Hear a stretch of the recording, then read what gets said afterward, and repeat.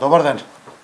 Благодарност до граѓаните на Скопје кои што со нивната масовна поддршка овозможија да се заокружат промените во градот Скопје. Укажаната доверба станува обврска за нас да работиме одговорно, транспарентно, домакински и пред се во интерес на сите граѓани на градот Скопје. После долги години успеавме Скопје да го вратиме на граѓаните. Скопје повторно ќе биде град на хуманоста, град на солидарноста. Македонија конечно доби главен град кој што ќе ги поврзува граѓаните и кој што ќе работи за нив.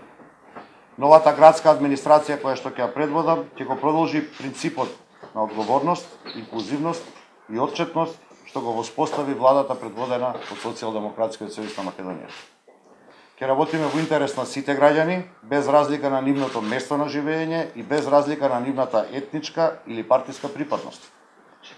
Сите одлуки кои што ќе бидат носени заедно со граѓаните, а во консултација со граѓанските здруженија и стручната јавност. Постепено, посветено и одговорно ќе ги спроведеме мерките зацртани во програмата која што носи живот за сите. Сериозно работиме на горливите проблеми, веќе од утре и официјално, на загадениот воздух, урбанистичкото дивење и сообраќајниот хаос кој што владее во Скопје. Ќе работиме заедно со градоначалниците на сите останати општини, кои што исто така треба да се развиваат заедно со градот.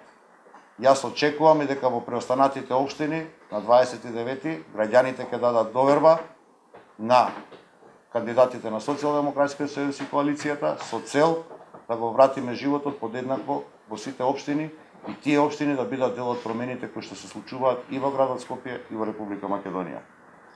Уште еднаш сакам да истакнам мојата благодарност до сите граѓани, до сите институции и политички партии кои што учествуваа во изборниот процес и овозможија тој да биде слободен и демократски. На овие избори победија граѓаните, победи Скопје. Благодарам, повелете прашање. Има ли доволно пари за таа амбициозна програма да се исполни? Сосем поинаков пристап од досегашната работа на администрацијата на градот Скопје, со сосем поинакви извори, начини, методи на работа ќе биде реализирано се што беше ветено во изборната програма. Кај нас зборот е збор. Рековте уште од утре почнувате со најгорливите проблеми на Скопје и загадувањето е еден од најголемите во изминатите години. Што конкретно планирате да преземете во оваа насока?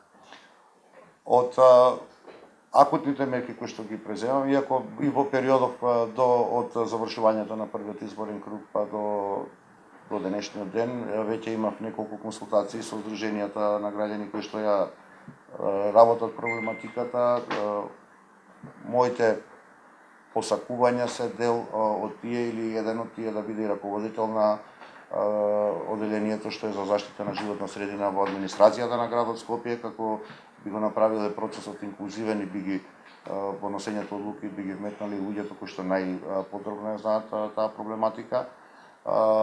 Акутните мерки не се да измислиме топла вода, слободен градски превоз вистински, мораториум на извршување на градежни работи во најзагадените денови кои што доаѓаат, рестрикции на сообраќајот низ централното градско подрачје, меѓутоа како ќе се движат работите така ќе ги превземаме и очекувам дека од пролет ќе започнеме со интензивно зазеленување на градот Скопје како би ги намалиле ефектите од загаденоста на воздухот и следната година ја започнуваме гасификацијата. Многу е веројатно во консултации со граѓанските организации, со граѓаните да ставиме мораториум на употребата на јагленот како средство за затоплување, еден од најголемите производители на ПМ честички.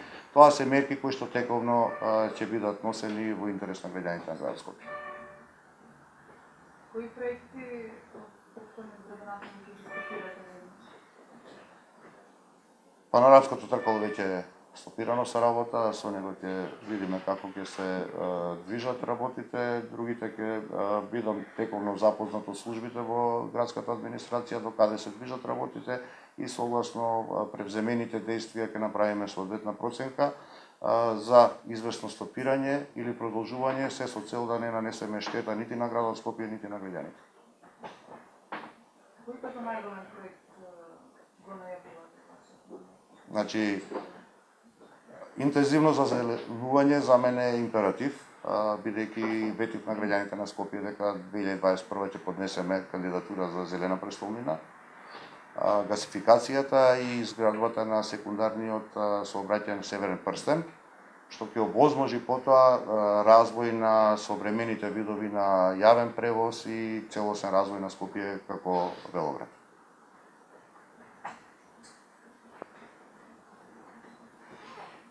И смарт сити, ама на вистина смарт сити.